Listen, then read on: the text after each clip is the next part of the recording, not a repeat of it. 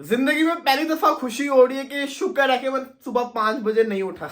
यकीन करें कि इतनी खुशी हो रही है क्योंकि आपको पता ही है कि रात को पाकिस्तान का जो मैच था वो तकरीबन 1 बजे खत्म हुआ और उसके बाद 2 बजे हम घर पहुंचे और फिर सोते सोते भी 2:30-3 बज ही जाते हैं। तो 5 बजे मैच के लिए उठना आसान नहीं था, लेकिन हुआ क्या, आप सबके सामने के बारिश ने पूरे खेल को तबाह और बर्बाद करके रख दिया। 13 ओवर का 14 ओवर का ना सेशन हुआ, उसके बाद लंच दे दिया गया, बारिश रुकेगी रुकेगी मैच शुरू होगा। मैं आपको एक बात बता दूं, अगर आधे घंटे या घंटे के लिए भी मैच शुरू हो जाता ना गलती से, तो ऑस्ट्रेलिया को लेने के देने पड़ जाने थे। और रही बात पिच की, जो इन्होंने दिखाया था वो पिच नहीं था। जो तस्वीरों के अंदर पिच आया था ऐसा पिच था ही नहीं। पिच पूरा एग्जैक्ट नजर आ रहा था, हल्की हल्की पिच के ऊपर ग्रास थी, लेकिन आप ये देखिए कि इस पिच के ऊपर बल्लेबाजी चल रही है। 13 ओवर के अंदर मेरा ख्याल है कि 2-3 जिसको कहते हैं ना क्लोज चांसेस थे।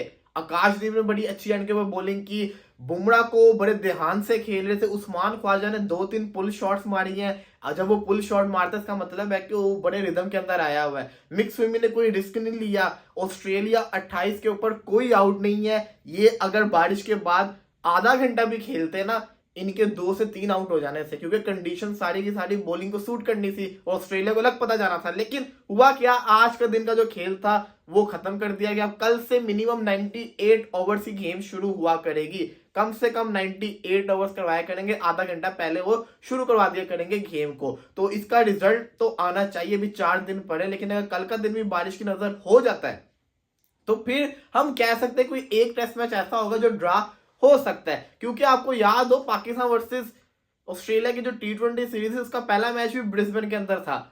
वहां भी बारिश हो गई थी, लेकिन उन्होंने एंड के ऊपर 5-5 ओवर का मैच करवा दिया, 7-7 ओवर का मैच करवा दिया था। वही कहानी मुझे लगता है जिसको कहते हैं ना, यहाँ ब्रिस्बेन में अभी तक बारिश ही चल रही है, बारिश रुकने का नाम ही नहीं ले रही। लेकिन ये तो कहानी होगी ना। अब मैं आपको एक अच्छी बात बताता हूँ, अच्छी नहीं बुरी बात बताता हूँ। बुरी बात क्या है वो सुनिएगा जरा। पाकिस्तानी फैंस के लिए सैड न्यूज है, वो ये है कि कल दी इमाद वसीम ने रिटायरमेंट, और आज किसी को उम्मीद भी नहीं थी, क्योंकि मोहम्मद आमिर ने पहले कहा था कि वो ऐसा काम नहीं करेंगे, लेकिन उन्होंने पूरे पाकिस्तान का दिल तोड़ दिया। उन्होंने आज सुबह सुबह इंटरनेशनल क्रिकेट से रिटायरमेंट का ऐलान कर दिया। मोहम्मद आमिर वो जिन्होंने इतनी शानदार परफॉर्मेंस पाकिस्तान के लिए करके दिखाई हुई, क्या लिखते हैं, कहते हैं कि ना, carefully consideration After careful consideration, I have taken the difficult decision to retire from international cricket. These decisions are never easy but are inevitable. I feel this is the right time to the next generation to take the baton and elevate Pakistan cricket to new heights. कहते हैं ना, ये सही time है कि हम जो side पे जो न्यू जनरेशन है ना वो आए और पाकिस्तानी क्रिकेट को ऊपर लेके चले। Representing my country has been and always will be the greatest honour of my life. मेरी लाइफ का सबसे बड़ा ऑनर है कि मैंने पाकिस्तान को सर्व किया। अभी इनकी उम्र सिर्फ और सिर्फ 32 साल है। ये 3 साल तो आराम से क्रिकेट खेल सकते हैं, फिट है पूरा का पूरा। I would sincerely like to thank the PCB, my family and friends and above all my fans for their condition continue supports and love. बात बताऊं क्या, बात सिंपल सी ये है कि मोहम्मद आमिर को दिख गया था। यार आप खुद सोचे, एक बंदा T20 से वापस आया है, T20 वर्ल्ड कप में उसकी परफॉर्मेंस आप देखो, उसने कितनी विकेट्स ली हैं। उस बंदे को ना आपने ऑस्ट्रेलिया टूर में सिलेक्ट किया, उस बंदे को ना आपने जिम्बाब्वे टूर में सिलेक्ट किया, उस बंदे को ना आपने साउथ अफ्रीका टूर में सिलेक्ट किया।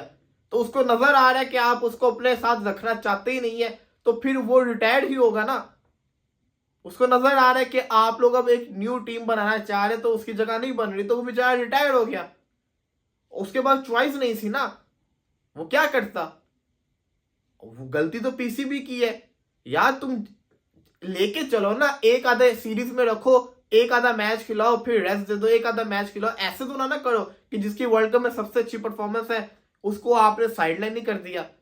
मोहम्मद आमिर आराम से क्रिकेट खेल सकता था। पाकिस्तानी क्रिकेट के अंदर पिछले 2 दिन के अंदर क्या से क्या हुआ है, बल्कि 3 दिन के अंदर। सबसे पहले जेसन गिलेस्पी ने छोड़ी पाकिस्तानी टीम को, फिर इमाद वसीम ने रिटायरमेंट ली, अब जिसको कहता है ना मोहम्मद आमिर ने रिटायरमेंट ले ली है। इसके जिम्मेदार कौन है? Only PCB. सबसे ज्यादा दुख बताऊं किसका हुआ है? ये मोहम्मद आमिर का। क्योंकि चैंपियंस ट्रॉफी आपको याद होगा, जब मोहम्मद आमिर 2016 में कमबैक किया था तो T20 वर्ल्ड कप में पाकिस्तान ग्रुप स्टेज से बाहर हुआ था। लेकिन 2017 के अंदर जब ओडीआई के अंदर टूर्नामेंट शुरू हुआ चैंपियंस ट्रॉफी, तो पाकिस्तान ने वो टूर्नामेंट जीता था। अब भी मोहम्मद आमिर का जब कमबैक हुआ तो T20 वर्ल्ड कप था, और पाकिस्तान जो था वो T20 वर्ल्ड कप की ग्रुप स्टेज से ही बाहर हो गया, और अगला जो टूर्नामेंट है वो चैंपियंस ट्रॉफी है, और मोहम्मद आमिर होगा नहीं। ये चीजें मैटर करती होती हैं, ये तो वैसे ही मैं बोल रहा था, लेकिन मोहम्मद आमिर के पाकिस्तानी टीम में होना बड़ा जरूरी था। एक एग्रेशन था, एक एक्सपीरियंस था, एक सामने वाली टीम पे प्रेशर था। खैर, मोहम्मद आमिर को बेस्ट ऑफ लक। आप हम हमेशा से हमारे हीरो थे, हीरो ही रहेंगे।